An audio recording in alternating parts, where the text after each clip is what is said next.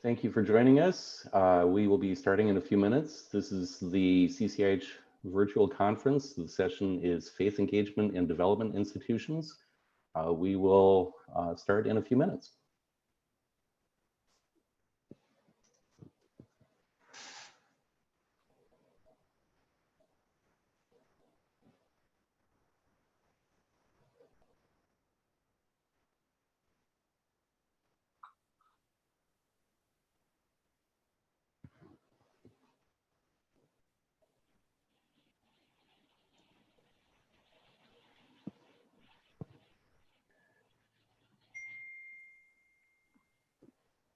Once again, thank you if you're just tuning in. Thank you for joining us.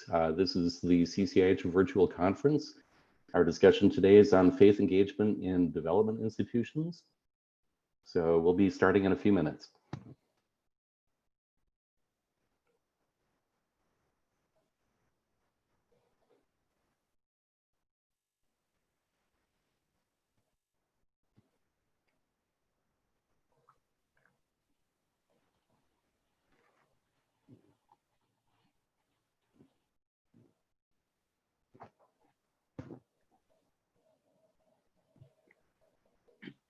We'll wait one more minute for people to join. This is the CCIH virtual conference, and our discussion today is on faith engagement in development institutions. So we're excited about today's session, so hold on just one more minute.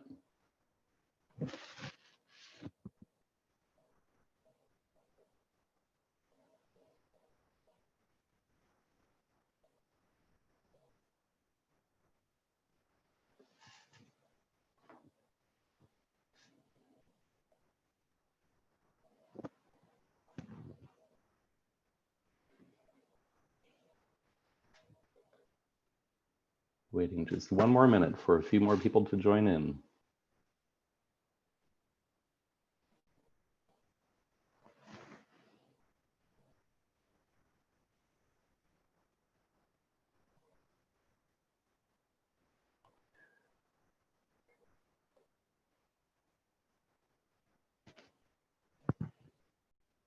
Okay, I think we'll go ahead and get started. My name is Doug Fountain. I'm Executive Director of CCIH.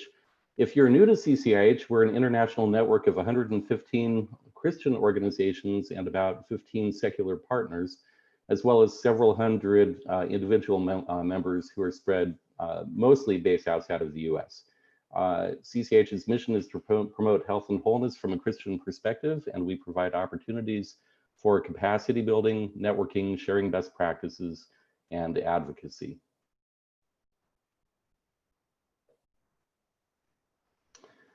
This week, the conference is sponsored by ADRA International. ADRA International is the global humanitarian arm of the Seventh-day Adventist Church, with hundreds of thousands of churches globally, and is the world's largest integrated healthcare and education network. ADRA delivers relief and development assistance to individuals in more than 118 countries, regardless of their ethnicity, political affiliation, gender, or religious association. We thank them for their support. So please feel free, if you have questions during this during the session, to put your questions into the chat box, the discussion window on YouTube. In order to post a question, you need to be signed into Google and have a YouTube channel, even if there are no videos on it. If that's a problem or complication for you in any way, you're welcome to email questions to webinar@ccih.org. Again, webinar@ccih.org, and we'll get them that way. Today's session will be handled as a discussion rather than a formal presentation. We'll give our panel time to lay out their thoughts and then open it up to questions. So please feel free to post your questions when you think of them, but we'll hear the presentations first before opening it up for Q&A.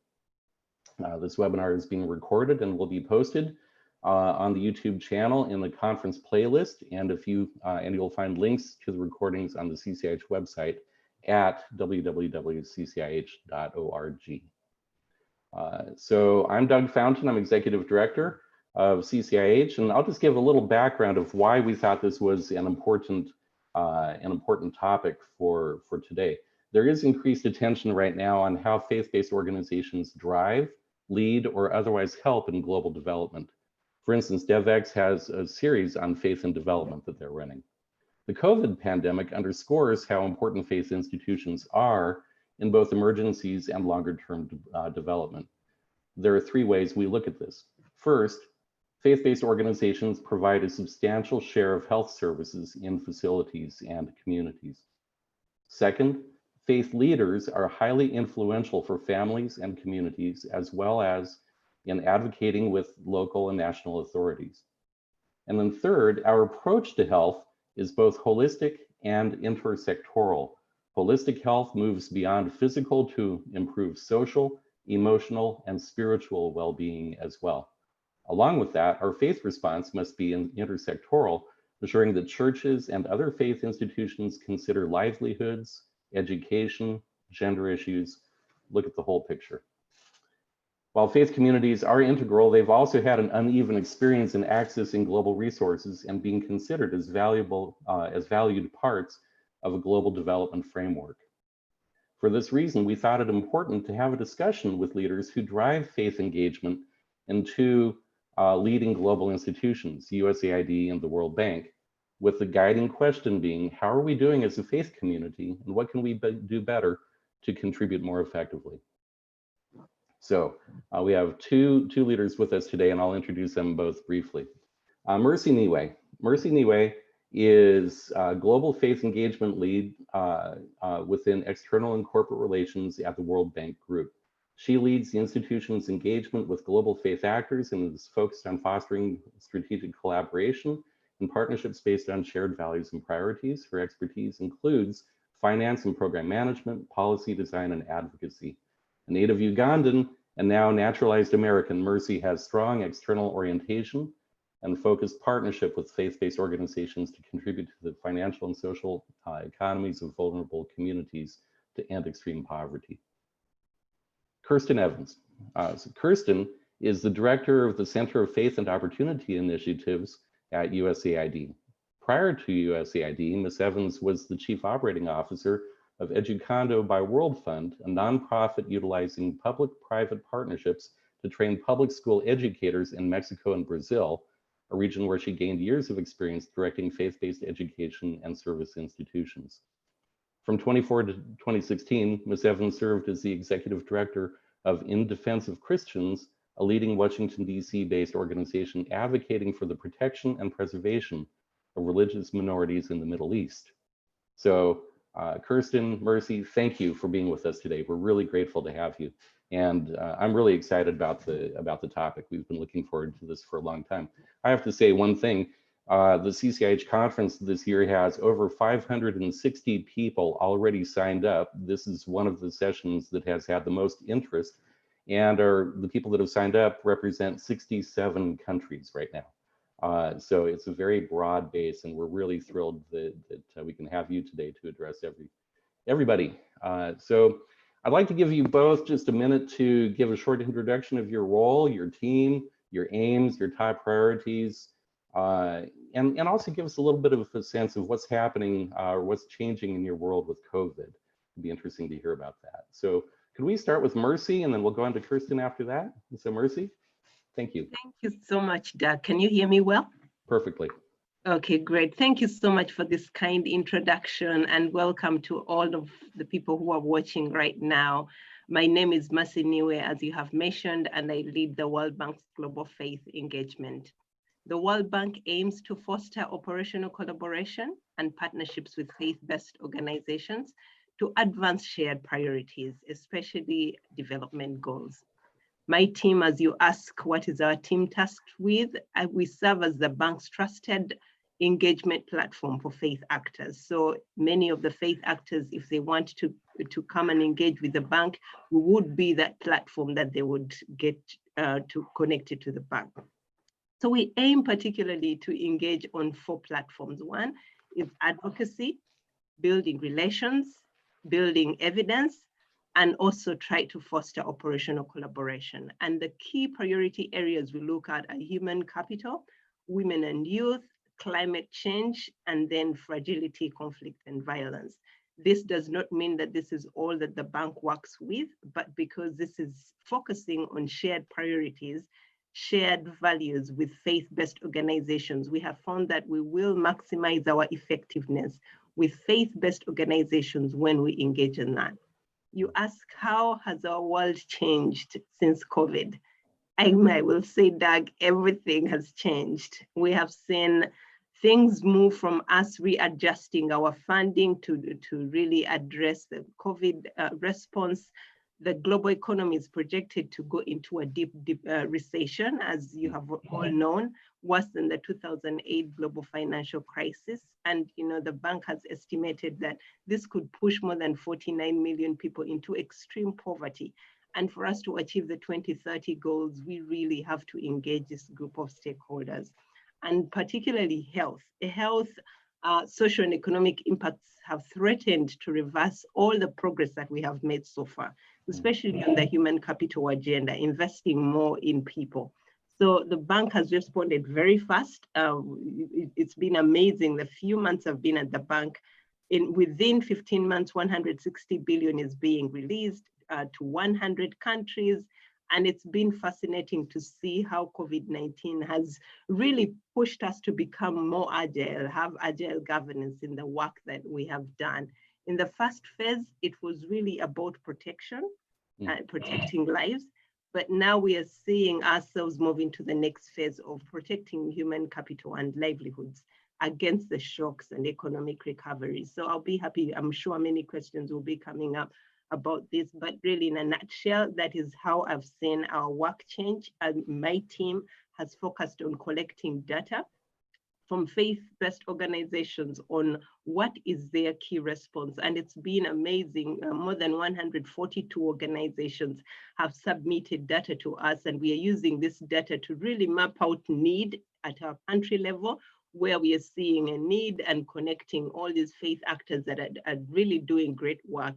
So a lot has changed, but I see us focusing more on evidence building. What is the role of faith even in this? And in this time, it has really shown that we need faith actors more than ever before. If we have to tackle any kind of a pandemic, or even to recover, to help people recover from all the shocks that they have gone through.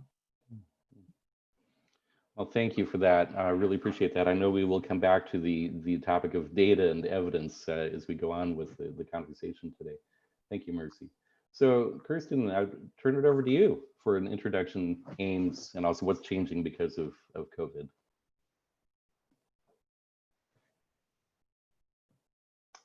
Sorry, I was on mute. Thank you, Doug, very much. It's an honor to be here. It's always a pleasure to see you. It's always a pleasure to work with Mercy, who I work very closely with. So, and just greetings to all of the CCIH members and followers around the world. We're happy to be here with you today. So thank you. So very quickly, a little bit about what our office does. So I'm the director of the Office for the Center for Faith and Opportunity Initiatives at the U.S. Agency for International Development. And our office exists in order to help facilitate strategic relationships and strategic partnership between communities of faith and their initiatives on the ground in the developing world and the agency. And so we do this by a number of ways, right? First of all, we have the mandate to try to help lower the barrier for faith-based organizations that are seeking to partner with USAID. I think it's important to note that USAID never has religion as a litmus test or a condition for any kind of funding stream whatsoever. And that's both in the positive sense and the negative sense. It's to say, we don't have funds that are earmarked specifically for faith-based communities, and we never will, right? There's a sort of blindness to religion on behalf of the agency and the US government. But at the same time, we also try to make sure that faith-based communities aren't disregarded or set aside, faith-based organizations, just because of, first of all, their faith identity, and second of all, sometimes some of the unique challenges that come with being nonprofit NGOs, smaller organizations, or community-based organizations. So our office tries to lower the barriers of entry, for lack of a better word, for faith-based organizations by helping them to navigate what can sometimes seem like a very large, intimidating bureaucracy and agency, and to help provide to faith-based organizations guidance, networking, and even resources or capacity building to strengthen their ability to approach the agency and compete alongside other organizations or for-profit organizations or larger traditional development organizations to compete for funding. So that's one of our priorities. Another priority is, again, to build this bridge between the agency and faith-based and community-based organizations and the broader community. So we work to design and build platforms for conversation around topics of mutual concern and mutual interest, and further the development and help to identify areas of potential collaboration between these organizations and the agency.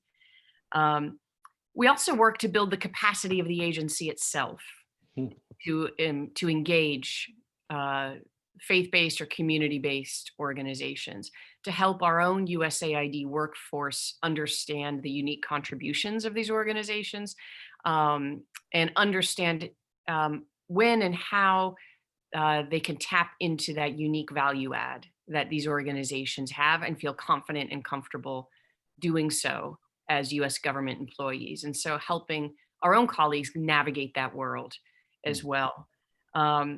And then finally, we try to kind of be the all-present voice of policy priorities for the agency that are of importance to the communities of faith. So an example of that is over the last few years, the international religious freedom has been a major policy priority for the United States government. And so we've helped we've tried to guide the agency and really push forward that policy as an agency priority, bringing USAID into that conversation as the development wing and the development arm of the US government. So those are some of the things that our office and our team, I have a very talented team that dedicate themselves to day in and day out. And with regard to COVID-19, how has our world changed? It's changed dramatically, not just for our office, but for the agency. We speak a lot at USAID about the fact that there's something a little bit unprecedented. We are an agency that is very well experienced and prepared in responding to critical, fast-moving disaster situations, global health issues, and other, kind of unprecedented or unforeseen needs that can pop up across the globe. But it's very unusual, it's very unique that we have that kind of an environment or that kind of a task that is actually of a global scale. It's usually regional, right? So we're usually mobilizing very quickly to respond to an Ebola crisis or to respond to other, global health crises or crises with regard to civil society. It's sort of on a regional level, on a country level, but to be doing that on a global, with a global scale is very unusual for the agency. And so there's not a part of the agency that hasn't been touched, and there's not a part of the agency that hasn't been tapped into coming around the table and helping the agency to craft and design and move fast-moving solutions for COVID-19. And so our office is one of the many offices that has been pulled into that task. And we have the very specific niche of trying to map and identify where initiatives that are happening on the ground by faith-based organizations or community-based organizations that may not get the immediate attention, or they may not be high profile, can offer really unique and valuable solutions in countries and regions of the world where we are hoping to support and to mobilize assistance. And so we're in constant dialogue with the rest of the agency, bringing to their attention what we are viewing the faith-based and the community-based organization across the world as responding, how they are responding to that crisis, and trying to identify ways where USAID might collaborate. So. Wow, great. That's it is overwhelming, and this crisis, we all know that it's next door, it's down the street, it's across the states and country lines, and it's around the world. So we have not had that in our lifetimes. And so thank you for that outline. Thank you to both of you. Sometimes during the throes of something like this in an emergency, it's hard to remember that there are these global frameworks like the SDGs, and yet when everybody gets busy and in responding in emergency mode, it's also important to go back to those and remind ourselves of those, like the SDG framework is one. How, I'm going to put this question to Mercy, how can FBOs, faith-based organizations, most effectively engage with multilaterals and governments to deliver on the SDGs and on other global goals? Thanks, Doug. Last week I was in a meeting internally. Kirsten touched on the part of building capacity for our organizations, and I was meeting with more than 100 operation teams globally, talking about this same question: how can we best engage with FBOs? So it's a question that is two-way. You know, faith-based organizations are asking, how can we engage effectively with multilaterals, bilaterals? And even multilaterals are asking the same thing, because we're realizing the need for partnerships. And, you know, my finance background, I like giving numbers. So I'm thinking about 4 areas in which, you know, and many times, thank you, Doug, for this question, because many times we jump to the what before the how. And I think it's great for us to know, how are we even going to start this? And the first one, the first point would be really focusing on shared priorities, not focus on what divides us, but what unites us. And that's why in our strategic overview, we realize that every faith organization, every faith actor is really interested in people. We are driven morally with engaging with people, making sure they are better off than how you found them. And the bank has 2 twin goals: eradicating extreme poverty and boosting shared prosperity. Every faith organization would say they are in this work just because you want to boost shared prosperity, you want to eradicate extreme poverty, you want to really contribute to the SDGs. So focus on shared priorities. In the Human Capital Project, it's really focusing on health, education, social protection, inclusion, jobs. This is an area that I've found, as I've worked with Doug, I've worked with you, I've worked with many of the FBOs that are on this group. We've really engaged on health. How do we work together in COVID? We saw, you know, how do we contain the pandemic and protect the health systems? So that is one. The second one is building trust. You know, having open and regular dialogue, like right now, this, I really want to commend, you know, your organization for really bringing us together. But we have worked in the past, Christine and I have mobilized and hosted even at our annual meetings or spring meetings where we've co-chaired events. And this has really been a great way for us to continue building trust that we all are interested in country outcomes. We are interested in one goal: to better lives of others. So if the faith-based communities, faith actors would look at multilaterals and bilaterals as being on the same page, continue to build trust, I think it will really, really be an effective way to engage. The third one, and quickly, it's building relations. You know, one would ask, is how different is building trust with building relations? I think in order for us to reach the SDGs, we must develop a common language around shared priorities. So you find health, the FBO world, you will have different acronyms for everything, and you know, multilaterals and bilaterals are speaking a different language, and that we'll touch more on later when we're talking about evidence. What's the language? What's the common language that we can, you know, before this meeting started, Doug, you greeted me in Uganda because you have been to Uganda and you understand, and you know, you understand the language. We have a different connection right now just because you have walked in my shoes. That's the same way, you know, for faith-based, you know, organizations to engage effectively, we really have to step into each other's shoes. If a donor is interested in seeing, you know, your proof of concept, it's critical that you work in that area as much as you're driven by compassion and moral obligation. Faith, multilaterals are driven by knowledge base, you know, what data do we have? So which goes to my last point is knowledge exchange. I think an equal exchange of knowledge is going to be critical for us to effectively engage. Faith-based organizations are the feet, the hands on the ground. You reach more people than we do. And for us to feed into that information, recently I was before the lockdown, I was in DRC and we're having a consultation process on our country partnership framework in DRC, but also the faith strategy. And it was really interesting to get views of faith-based organizations that were able to come into that consultation. We had the bishop come and attend. It was very interesting to give us exactly what they are seeing on the ground, and that is informing policies. So equal knowledge exchange and being in these dialogues is going to be critical for us to engage effectively. I'm inspired by that, and I've taken notes down. I think there are some themes there that even as an association we can develop and foster. What does that mean just within our network? And I'm listening to that. I also want to encourage, I'll go on. I've got a question for Kirsten in a minute, but again, this is a free open discussion. Kirsten, if you have thoughts, Mercy, if you have thoughts to add in, otherwise I'll go on.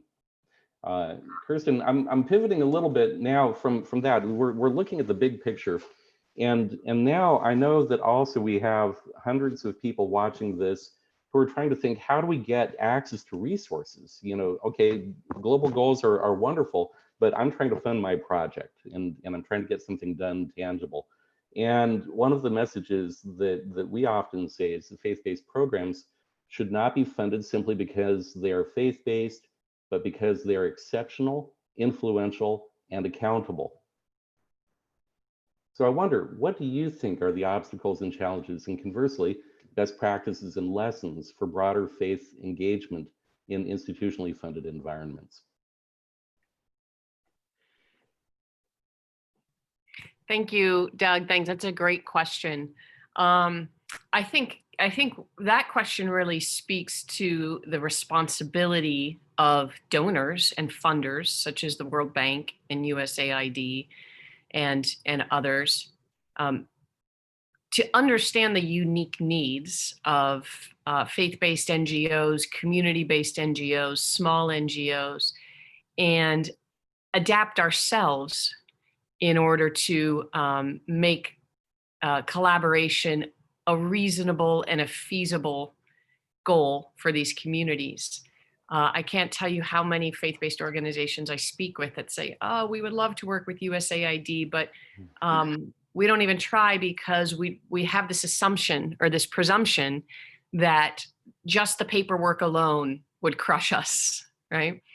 And so we have done a lot of, for lack of a better word, navel gazing, right, as an agency, and we have done this for years. This isn't unique to this particular administration or the leadership of the past administrators. This is something that the agency has been looking at for years under the leadership of multiple administrators. But I will say Mark Green, who has just stepped down recently as administrator of USAID, and it's really the mastermind on our new framework, our new policy framework called the Journey to Self-Reliance, in a very particular way to Administrator Green, working with and collaborating with smaller organizations and diversifying and widening our partner base was and it continues to be a major priority. And when I say that, it's not just within reference to faith-based organizations, right? It's a recognition of the agency that by just out of habit, right, or out of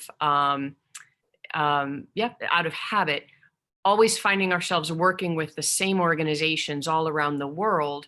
While it's very important that we have high capacity, highly skilled, highly experienced organizations that we can lean on and depend on in and out throughout different development goals across the agency, by not also opening a space for new and underutilized partners, we could be lacking and we could be failing as an agency to identify really critical strategic partnerships that could help us increase our impact and arrive to our development goals as an agency. And so the agency has taken a lot of time and a lot of resources to try to understand how we can lower some of these barriers of entry that I spoke of before, in order to encourage and to facilitate a greater diversification of partner base, large and small, of all across the spectrum. And so within the last couple of years, we've taken on some initiatives to do this. We have started the New Partners Initiative, Doug, which I know you're very well aware of. And in fact, we just have announced a partnership with CCIH under the New Partnership Initiative recently.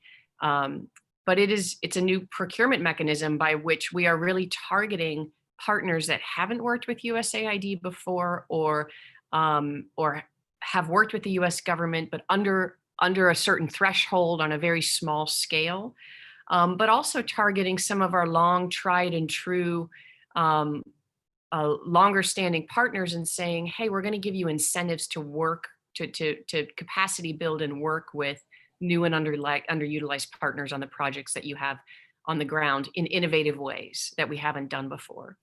And so we are excited about it as an agency. It continues to grow. It's a new project, and it continues to find its footing and to expand. The team that's worked behind the New Partners Initiative has done an extraordinary job, and they continue to roll out more and more opportunities on a global scale as the initiative takes momentum.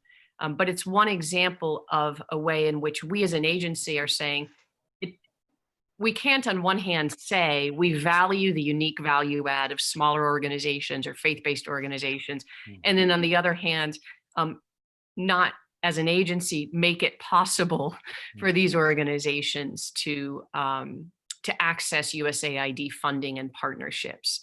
And so that's one example of something that USAID is doing. It's certainly not the only, right? But it's one example of us trying to step towards these partners and open up opportunities.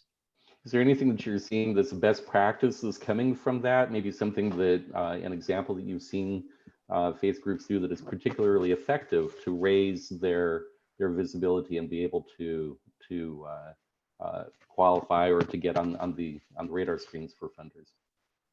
Yeah, I'm not sure I would want to, I don't want to prematurely speak to that, right? As it's a new project, right? And I don't want to bias the audience by giving them false expectations. So I don't want to prematurely speak to that. But what I will note is that as an agency, these opportunities are expanding, and we're trying to move them across regions and bureaus and different development goals, so that these opportunities become more and more universal across different funding streams.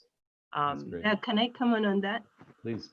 Yes, Kirsten, thank you for sharing that overview of USAID. And I think it would only be fair, because I've gotten so many questions on why the bank won't earmark funds for FBOs. And as much as we really want to continue partnering with FBOs, the bank continues to work directly with governments when it comes to funding. But FBOs have really positioned themselves, and that is my role. I get so excited when I see FBOs position themselves for bids at country level, understanding operations of the bank, and then coming, because they are very good implementers. And some of the examples that I've had, for example, in South Sudan, there was a $57 million project that was on Rapid Results Health Project with EMA, World Health. We've worked with Nigeria, NIFA, I think it was NIFA, 180 million when it came to the fight against malaria and, the behavior change around using mosquito nets. CODAID has, been also a recipient of that, some of that money, again, in the health sector development support project. We've had World Vision also get some of that funding through governments on maternal child health. And we continue to see more and more. And this, as we continue this dialogue, it's really building capacity also for FBOs on the ground to be able to access, to know what's going on. Like when Christine is talking about the initiatives that are going out there, many people might not know of them or just feel they don't want to engage because there is a lot of bureaucracy that is involved. But yet, we really need to start making examples of very good FBOs who are working with governments very closely with their local governments to implement projects. That's remarkable. I appreciate that, and it always amazes me when I see very strong local organizations that have these very strong connections with local governments, and they've been working for a number of years, and so for them, their experience is not a struggle. They are known partners and have worked very well and closely with setting policies and seeking resources. Of course, many contexts are differentially inclined to different faith groups, and so that it is a challenge in some places. I'm kind of shifting a little bit from that, then thinking about the fact that we sometimes hear that faith actors are filling a temporary role. That in fact, I've had people say to me that health is responsibility of the government and not really even the church. More recently, though, there seems to be openness that FBOs are offering something unique and valuable. So, Mercy, I want to put a question to you about this. What do you think makes faith-based organizations unique and valuable? You were just talking about a few examples of that. What makes them unique and valuable in global development and health in particular? What is it that FBOs do that undermines their effectiveness? Where do we trip on ourselves? Great questions, Doug. We could have a whole day on this, faith. I can clear my agenda. We'll just keep going. Faith actors are uniquely positioned to engage local communities. They strengthen trust and accountability, as we have seen, engaging even with their governments. And they really actually facilitate a social tie between the citizens and the governments, because there's no country and I was in a meeting earlier on when someone was asking, oh, we want to separate state and faith. And I said, in some of the countries that we are working in, you can't separate Doug from his religious belief from what he does, So faith actors come in as a social tie to us to really understand development. Our recent research efforts, the data we have collected from FBOs, it's continued to underpin the fact that FBOs have been the ones on the ground. They, I was reading reports like LDS Charities, World Relief, providing training for health workers, focusing efforts into disease surveillance, But all that being said, again, 3 or 4 areas that I would pose as unique areas that FBOs contribute. And this I've shared with you in the past, Doug, in our strategy. This is how I had to present it to my senior leadership at the bank. One is faith-based organizations really elicit behavior change. Let it be in Ebola, let it be COVID-19. If we want to see change, we want to see effectiveness in our programming, we really have to partner with faith-based organizations. Their reach, they are trusted in the communities more than anyone would trust the World Bank or USAID. So we need to engage and really tap into that unique feature of eliciting behavior change. And the second one, they enhance governance and accountability. Recently, I don't know whether you've been following some of the campaigns that have been brought towards the bank. The biggest issue that has come prevalent is the debt issue. And we have seen Jubilee, one of the Jubilee USA, Christian Aid, they've come to the bank and they've met with our leaders. And they're tasking us with, okay, we want you to help with this debt burden. And we throw it back at them many times when I talk to faith-based organizations. You are helping us hold your governments accountable for the development commitments that they promised. If they promised to build infrastructure for hospitals, you should be holding them accountable. And that's a role that faith actors can play in this issue of debt. Then the third one is changing social norms. At community level, it's really faith actors that are going to help with child violence, female genital, mutilation, early marriages. I love sharing this example from the Africa Summit last year, where the Imam just in front of everyone who had attended the summit, issued a fatwa to end early child marriage. And those are things, changing social norms. The bank wouldn't have gone there and issued that fatwa or policies, but it has to come from within the communities. And then the last one is promoting peace building. And you may ask yourself, before, I never thought about promoting peace building to be anywhere near health, because I always put it in fragility, conflict, and violence. But right now, you know, sitting with the Moral Imperative group, I was just impressed with them, how they came to me and told me, Mercy, we can contribute to peaceful homes. There's been a lot of domestic violence. People can't be seen in hospital with a cat, and they've been fighting, you know, at home. They can't go in because of COVID. How can we be part of peaceful homes? And peaceful homes contributing to healthy homes.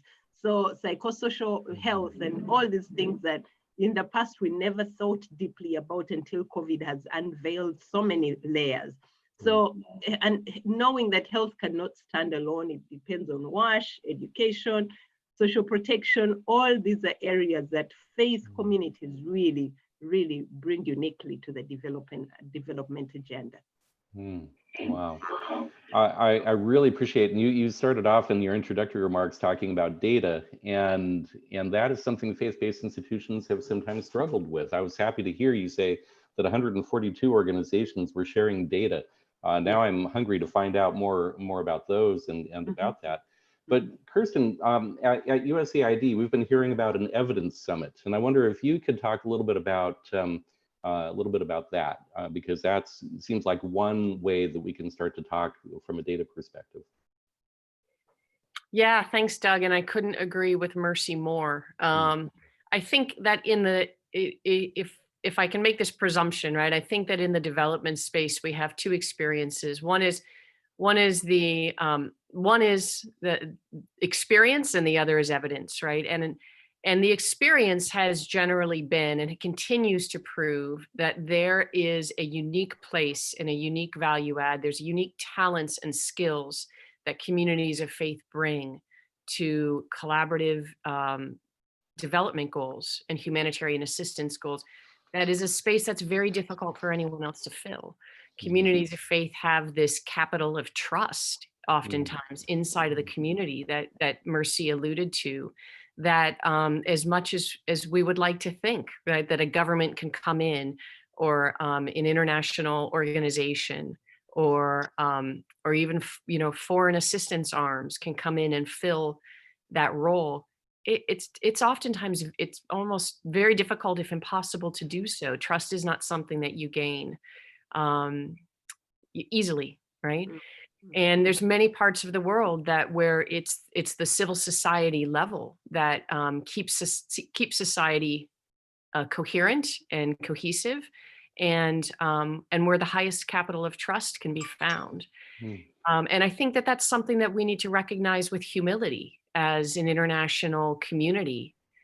There's this, I do think there's this sort of postmodern prejudice against religion in the 20th century and 21st century. And I think we've seen that change, right? There's this sort of Francis Fukuyama concept of the end of history, that somehow after the Second World War and into the 20th century, religion was supposed to become obsolete. We no longer needed it. We now have international institutions, and we have international governments. And so these will take the place of religion on the global sphere. And history has shown us everything but that, right? Religion continues to be a significant driver, agent, and element of global affairs on every level. Not uniquely so, but a significant one that can't be underestimated. So we have this experience. The USAID, it was preceded by our American Schools and Hospitals program, which is now part of the agency. And that program came out of the Second World War. And when John F. Kennedy established the U.S. Agency for International Development, the American Schools and Hospitals was absorbed into USAID. But that program from the Second World War was to do public diplomacy across the world through the establishment of schools and hospitals. The vast majority, and maybe I'm misspeaking, maybe I shouldn't say vast, but a very strong percentage of from the beginning of schools and hospitals that we were partnering with globally are run by communities of faith.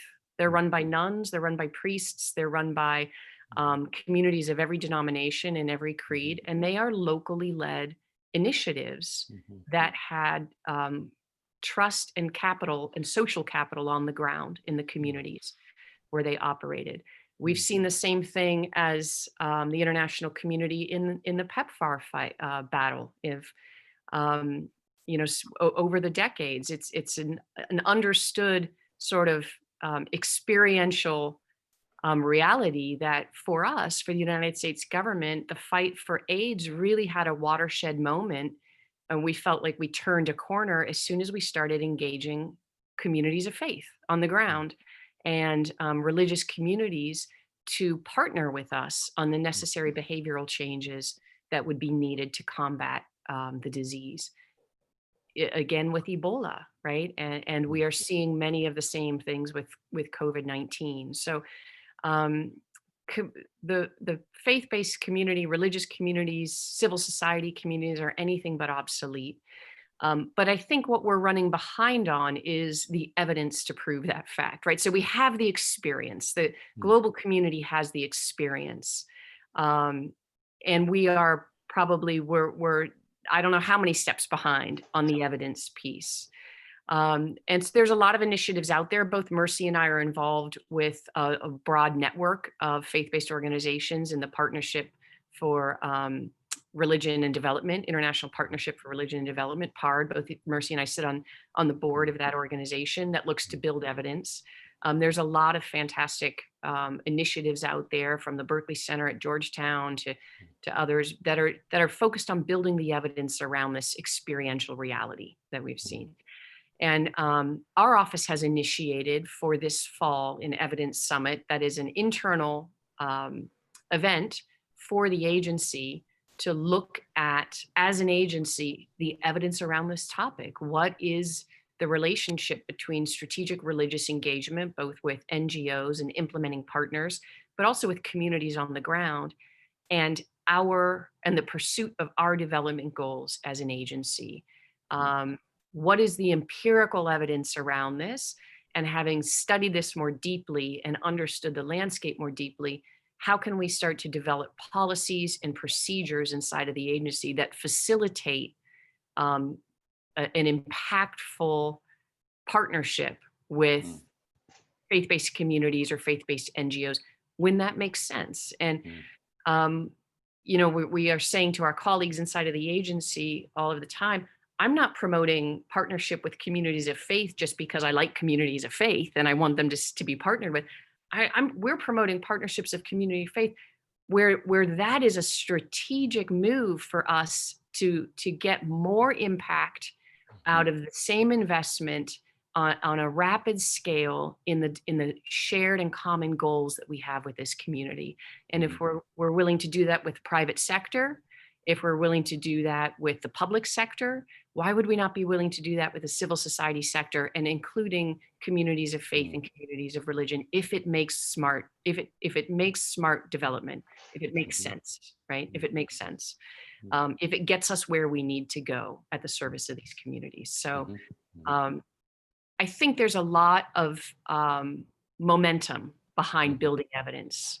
I think that there's a lot of momentum, and both Mercy and I are involved in various initiatives that do that. And our hope is that by building more evidence, we're able to build more guidelines and principles of engagement and create a more confident space for the public sector to be able to engage faith-based communities or civil society communities towards their own development goals. A lot of it's building confidence, and collecting evidence goes a long way to build confidence. So, well, we look forward to those forums where they come up and places where we can share. CCH has a tagline that we're inspired by faith, but committed to evidence-based practice, and so it's vital that we encourage that, nurture that within our community, and find forums to display that. I didn't want to cut you off there, but I think I'm looking at the time, and I'm looking at the fact that we have several interesting questions already coming in. And I know that there was more in the wings. So let me shift, and I'm going to bring up a couple of these questions because they're important. One of them, first one actually goes back to a COVID question from David Scheinman at LifeNet. He says, with COVID-19 and beyond, how do you help local faith-based groups be better prepared for and respond to shocks now and in the future? So the focus is on how do we equip FBOs to be ready for shocks?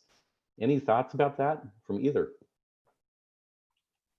Thank you, David Scheinman, for that. David is a good friend of mine for that question. Yeah, so how do we better prepare and equip communities? So as I mentioned earlier, the bank started off with the pillar of containing the pandemic and protecting health systems. And now we are moving towards protecting human capital and livelihoods against those shocks.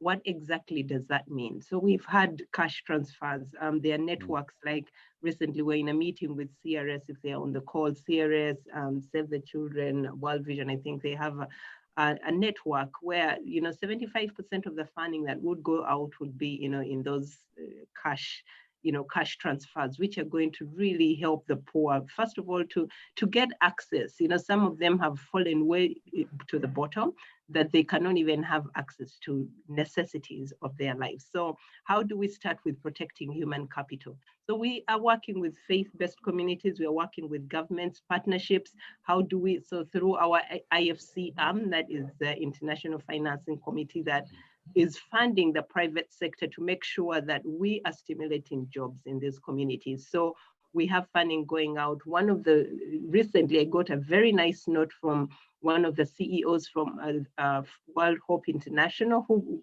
were on a bid for an IFC grant, and they managed to get that bid by creating jobs for women to produce soap, and that soap is being used in schools for kids to wash hands. So those are creative ways of livelihoods, creating livelihoods, protecting livelihoods, but it's not going to be just one organization, just one body. We all have to be partnering together. And as we move into this, protecting livelihoods. And then the third one is, leading the economic policy response. Once we've worked with this, how do we now start engaging on the policy reforms that will help and assist the most marginalized in the communities? Great. Kirsten, anything you want to add to that? I have a question right for you too. No, I think Mercy said it beautifully. So Caitlin with Morse Code Medical said this, and this is directed for you, Kirsten. Having previously led FBOs and now engaging with FBOs from the other side, what are the biggest insights when getting up to speed at USAID? What do you wish FBO leaders understood? So that's a great question, and that's a fantastic question. What I would say is, so speaking now from the public sector side, what we need is evidence, evidence, evidence. When the public sector wants to do things the best way possible, the right way, and in the most impactful way. And when we find that there is a hesitance to engage either faith-based organizations or community organizations or the communities behind them, I would say it's often because there can be a lack of confidence on the part of the public sector that this is going to be the best use of my dollar, bottom line, right? And as a civil servant, that's my responsibility, right? The responsibility of every one of my colleagues in the USAID is to pursue those solutions that are going to be the best use of the American taxpayer's dollar towards our humanitarian assistance, global health, and development goals. And so while we can try to design and produce ways in which the smaller organizations can interface and collaborate with the agency by lowering barriers of entry, we need from you evidence, evidence, evidence, strong monitoring and evaluation, strong proof of concept. We need you to convince us. It doesn't matter what philosophy it is that motivates your work. I need you to convince me that you're going to do the best work. And that is what's always going to get the attention of the public sector and the public space. So we can create spaces that we feel makes it easier for you to make that case for us and compete. But we need from you the proof of purchase, right? The proof is in the pudding. We need you to be able to prove to us that this is a smart investment.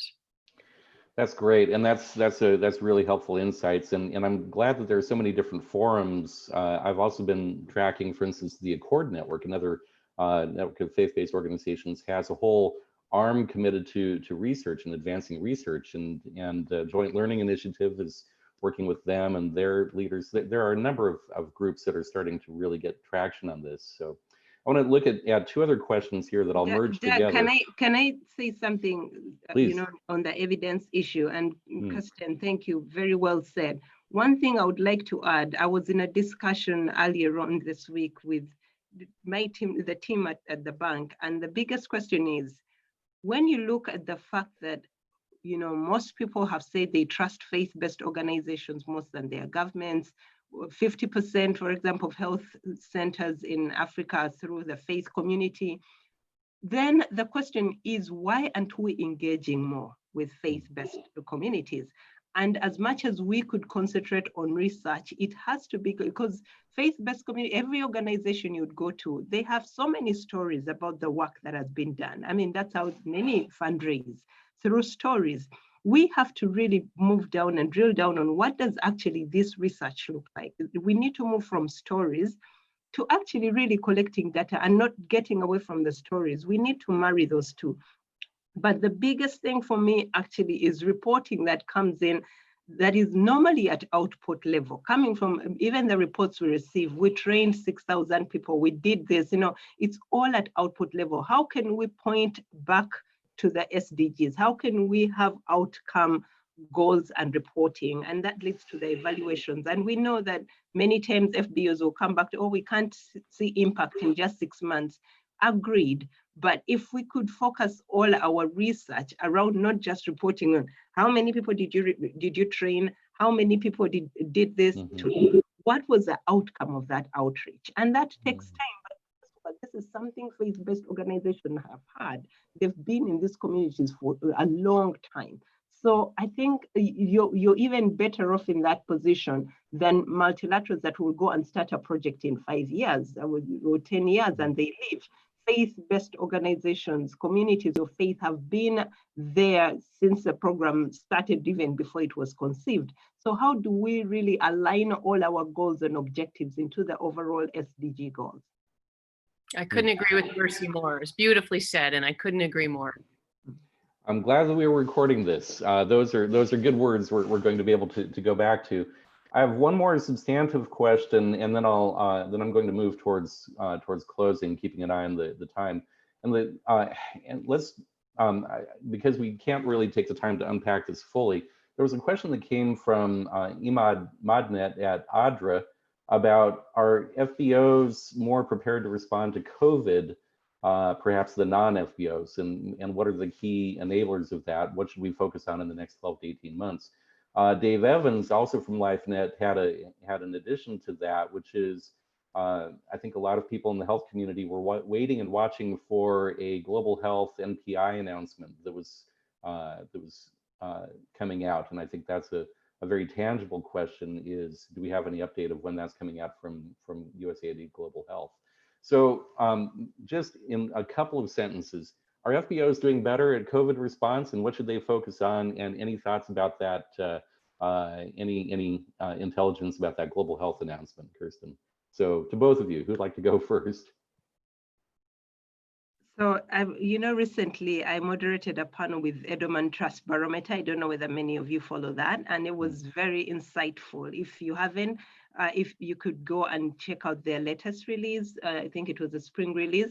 It was interesting that governments went up. I think governments were being trusted more than 70% as compared to before. and trust in the NGOs went down. Mm. And when we were trying to ask more about this data, it was so apparent that people are trusting where the data is. If the president comes and gives information, or policymakers are coming and giving information. So that is something that was interesting, because for me to see NGO trust going down, that they didn't move fast enough, it's something that we need to work on and say, okay, where did we go wrong? And I totally disagreed with that data, but it's a data that is coming up. How can faith communities really build their trust again? And for me, I think this is a bubble that governments have for the next 6 months once everything settles, because faith-based organizations had their hands tied behind. They couldn't do so much if they also had to quarantine themselves. But yet, they are the ones who remained, educating others, health workers, who are the ones who are in the danger zone. So how do we build back, during this next phase of the response, how do we build back that trust? And that trust is really going to come from the data, because people are saying they're trusting, John Hopkins data coming out, they're trusting policymakers more, and not the faith community. And for me, my question is, and continues to be, for all of you who are on the call, why did the trust for NGOs go down? Why did it go down? And of course, we could have very many scenarios of answers, but whenever I have feedback that is not really good, I self-check and say, how can I make it better? And for me, I think FBOs are still very prepared. They are the ones who they make or kill, because there are some faith-based organizations that we saw through some churches that were preaching that this is not true, COVID is not happening, and pastors ended up dying. So, and yet we also saw on the other spectrum, really, many faith organizations coming together and stopping gatherings, flattening the curve, which was very, very, very commendable. So the lesson is, when you look at that trust barometer, what does it mean? That the trust for NGOs, it was overall, it wasn't only FBOs, but what does it mean that trust for NGOs went down? Wow, you can't, that's the challenge with data, is it gives you something that you have to react to, even if it's not easy to look at. Kirsten, any thoughts and any insights from you, especially on the global health funding? Yeah, I'll just add to what Mercy said, which is really well said, and it kind of wraps up a number of points that we've talked about today, which is that reality I think that we're all well aware of, that there can at times be a perception, and maybe even perhaps at times a prejudice, but a perception that somehow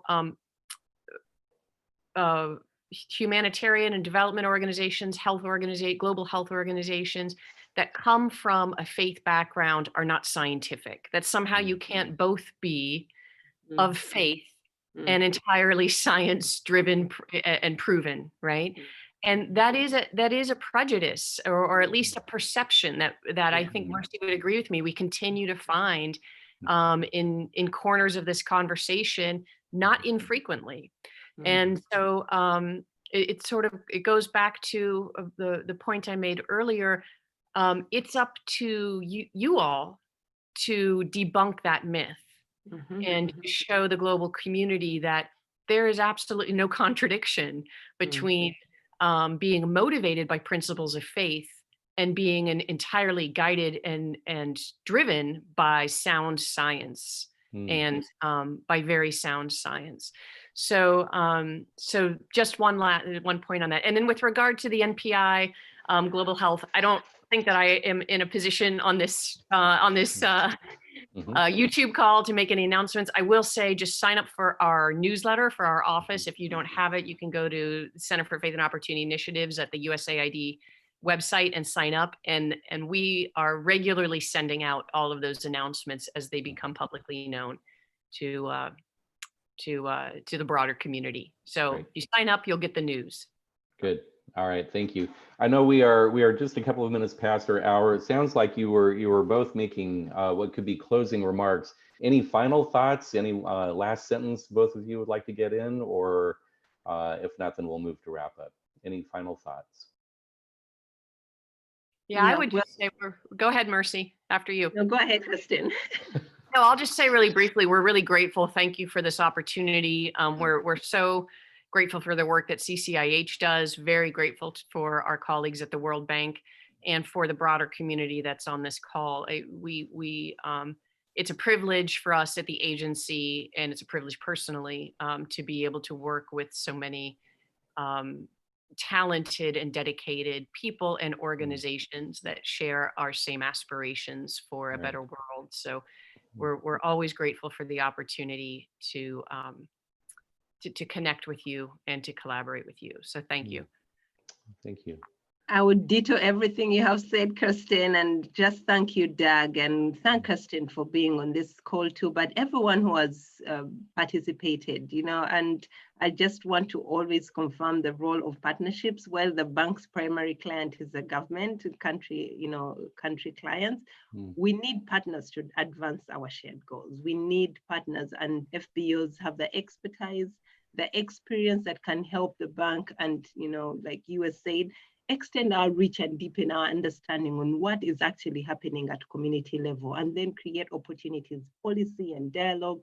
So thank you so much for creating this time for us to actually come and have this dialogue. And I hope next time it's not really one way, because we would like to hear more from the FBOs and all the communities of faith, to have more of a dialogue, have unplanned questions, and just come in and have a Q&A. And I think we need to create more of those platforms where we are engaging and learning from each other. So we really appreciate this, and thank you so much. Thank you. I'll take that to heart, and we'll look for more of those ways to do dialogue. And we also enjoy doing spontaneous things and to create an event. So maybe we'll see about doing something like that. I am so grateful to both of you for taking the time to be with us on behalf of CCIH. It's really a treat to spend such time listening and hearing your thoughts. And I know all of our members are grateful for what you've shared. There are many other questions that are coming in, I know, on the side. And CCIH's commitment is that we will work to get those responded to. So we'll be working with our panelists to make sure if there's anything that's not been addressed here, that we'll work on getting a response out on that. So we won't leave people dangling with that. So to everybody who's participated, we hope you enjoyed the session. There are more sessions on health system strengthening, community-based programs, and advocacy coming up in the next few weeks. If you haven't registered, then go to our website, ccih.org, to see the full schedule and access the registration link. I would like to close us in prayer if I can. So let's pray. Lord, we thank you for this day. We thank you for the discussion that we've had. We pray that good thoughts from this take root and bear fruit in the work of our lives and many other people who are participating in this, and many, many other people who do work in faith-based organizations around the world. Amen. Thank you, everybody. Really appreciate it. Thank you. Thank you, Doug. Thank you.